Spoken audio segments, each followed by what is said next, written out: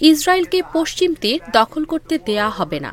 গতকাল বুধবার নিউ ইয়র্কে জাতিসংঘের সাধারণ অধিবেশনের ফাঁকে আরব ও মুসলিম নেতাদের সঙ্গে বৈঠকে এই আশ্বাস দেন মার্কিন প্রেসিডেন্ট ডোনাল্ড ট্রাম্প। ব্রিটিশ সংবাদ মাধ্যম ফিনান্সিয়াল টাইমসের প্রতিবেদন অনুযায়ী ওই বৈঠকে অংশ নিয়েছেন সৌদি আরব, মিশর, তুরস্ক, সংযুক্ত আরব আমিরাত, কাতার, জর্ডান ও পাকিস্তানের শীর্ষ নেতারা। শুধু পশ্চিম তীর নয়, গাজা দখল, ফিলিস্তিনিদের উচ্ছেদ সহ জেরুজালেমের পবিত্র স্থানগুলোর ঐতিহাসিক অবস্থান পরিবর্তনের ঝুঁকি সহ বিভিন্ন ইস্যু নিয়ে আলোচনা হয়েছে ওই বৈঠকে। আলোচনায় উপস্থিত ছিল এমন এক সূত্র জানিয়েছে, সব ইস্যুতেই বেশ ইতিবাচক সাড়া দিয়েছেন ট্রাম্প। এদিকে যুক্তরাজ্য, কানাডা, ফ্রান্স ও অস্ট্রেলিয়া সহ কয়েকটি দেশ সম্প্রতি ফিলিস্তিন রাষ্ট্রকে আনুষ্ঠানিক স্বীকৃতি দিয়েছে।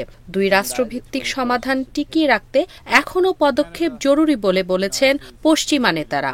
বিশ্লেষকরা বলছেন, ইসরায়েলের দীর্ঘ 2 বছর ধরে গাজায় যে যুদ্ধ অপরাধের চালিয়ে যাচ্ছে তার মধ্যে এই স্বীকৃতি নেতানিয়াহুর বিরুদ্ধে সরাসরি প্রতিবাদ হিসেবে দেখা হচ্ছে।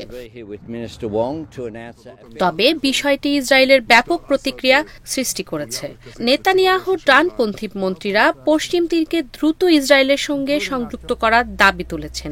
ইসরায়েলি প্রধানমন্ত্রী জানিয়েছেন, আগামী সোমবার ট্রাম্পের সঙ্গে বৈঠকের পর তিনি চূড়ান্ত সিদ্ধান্ত ঘোষণা করবেন। রাজনৈতিক বিশ্লেষকদের মতে, পশ্চিম তীর দখলের উদ্যোগ নিলে 2020 সালে স্বাক্ষরিত আব্রাহাম চুক্তি ঝুঁকিতে পড়বে। বিশেষ করে আমিরাত, যা প্রথম ও প্রভাবশালী আরব দেশ হিসেবে ইসরায়েলের সঙ্গে সম্পর্ক স্বাভাবিক করেছে, তারাও এমন এক পদক্ষেপকে রেড লাইন হিসেবে ঘোষণা করেছে। এই সপ্তাহে জাতিসংঘ সাধারণ পরিষদ ঘিরে আরব ও ইউরোপীয় নেতারা ওয়াশিংটনকে আরও সক্রিয় হওয়ার আহ্বান জানিয়েছেন।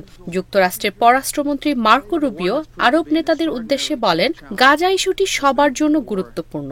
আমরা বিষয়টি খুবই পরিষ্কারভাবেই বুঝি, তবে পশ্চিম তীর নিয়ে কোনো মন্তব্য করেননি।